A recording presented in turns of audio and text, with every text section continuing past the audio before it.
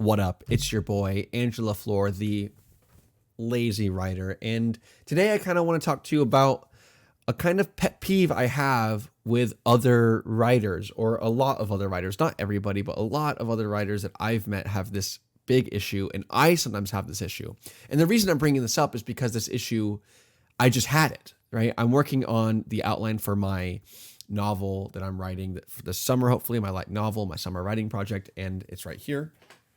Boom. I can't show you the outline because it would give away too much, but still, there it is. I was writing it, and I'm doing the snowflake method. And the first step of the snowflake method, which is a way to outline your novel, is to write a 1-sentence paragraph of your novel.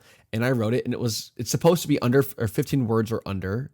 And I made it, and it ended up being about 22 words. And then I was like, oh, I don't want to have to rewrite it, because I felt like my sentence perfectly encapsulated my book, right? And if I did any less words, it didn't get the mood right, it didn't get the tone right, or it didn't get all the information I want for the basic thing. I just didn't feel like it'd be good enough. And I looked at my sentence and I said, look at that perfectly crafted sentence. How dare the rules of the snowflake method not allow for my genius, right? And then very quickly I was like, okay, I'm not a genius. I'm a stupid idiot who's never been published ever. So therefore I can get it to 15 words, and it's right. I'm wrong. I totally deleted it, and I rewrote it entirely from scratch without even considering. I refused to word it in the same way as I worded the first one. And I ended up with a sentence that was under 15 words and better, right? And better. So, but why did that make me think of my biggest pet peeve when I'm talking to other writers, or when other writers want me to read their work specifically? Because they often get kind of stuck in that mentality that I was in for a moment. The mentality that what you wrote is just perfect. End of story. And that your writing is so genius that you are the next J.K. Rowling. You are the next Stephen King. That if only someone would give you a publishing opportunity, you would just become a millionaire, famous, awesome writer, person of the year. When that's just not true. Most people aren't that. I mean, name however many J.K. Rowling's got to J.K. Rowling's level. I mean, I would say Stephen King's probably one of the only few, and I'm talking about in public eye, not just like within writers, people who like to write and like to read. There's a lot of very famous people, but there's not that many like mega authors, James Patterson and people like that. So the way that issue that I had with my sentence, I have had problems with other people in the past when it comes to us sharing our writing. I was in a creative writing program in college, and we had to share a lot of writings, and I ran into this problem a lot.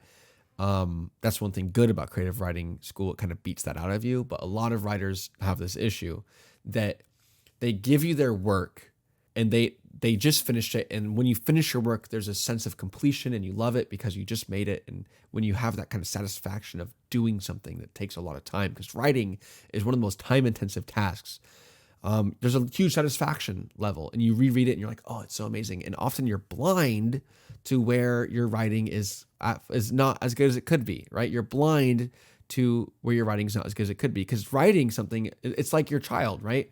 You brought something into creation, and no matter what it does wrong, right? You love it, right? At the end of the day, someone else, your child could spit in another child's face, and you'll defend your child for being right. You know what I mean? Some people will.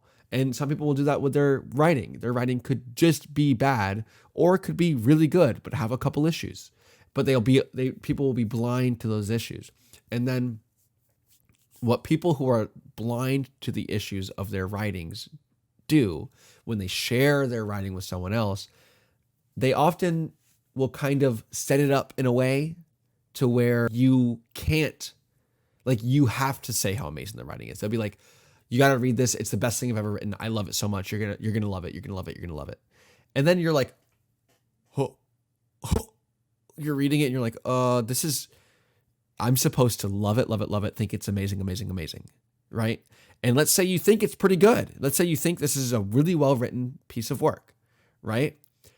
Are you supposed to look up and give it more praise than a, highly successful novel?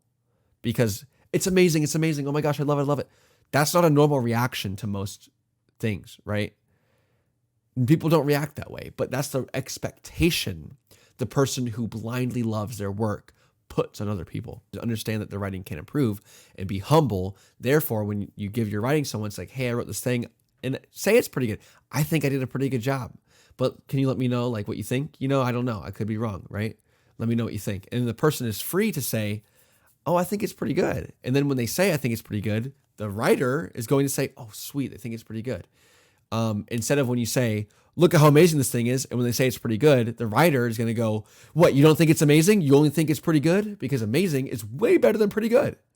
And then when you are humble and they say it's pretty good and you're like glad and you're relieved that you made something pretty good, then they can say, I do think that you spend too much time, on this, or you use too many adjectives or whatever. And I think that if you got rid of some of those adjectives, it'd be a more concise kind of brisk writing. And then the writer who's humbled themselves to real opinions is going to say, thank you so much. Instead of the writer who hasn't humbled themselves and just wants them to say it's amazing, think in their head that they just don't get it. They're the next J.K. Rowling. They're the next J.K. Rowling. How dare you criticize their work? Do you see what I'm trying to get at? It's important to not fall in love with what you've written. Because when you fall in love with what you've written, you will refuse to alter it after one draft. And I promise you, there is no such thing as a very, very, very, very, very good, awesome, love it novel that was written after one draft. It took multiple drafts. That was written just straight up, mind to hand to keyboard to published. That was amazing, love it, next J.K. Rowling, right? That doesn't happen. And people often will kind of have that attitude and just want to bring it to people just to get positive feedback. And I think that's not a bad thing entirely. Like if you have a friend that you want to show it to, I think you should expect that friend to be very kind to you. And even if it's just okay, they'll say what they love about it. And I think that's great and that's good. And you should expect people to be kind. If you give someone your work and they just throw it back in your face and just say you suck, well, that's a mean person. They shouldn't do that. They should say what they like and then say what they think could be. I wouldn't say necessarily better, because again, just because they say it's better doesn't mean it's better. People who give you criticism could be wrong. People who give you advice could be wrong. But it's important to understand that you should get advice, or at least you should understand that your first draft or even your fifth draft probably isn't as good as it could be. Because if it is as good as it could be, then you are a genius beyond parallel. There's no one can compete with you. Michelangelo, Tolkien, everybody, they are not on your level, right? You need to understand that it can get better.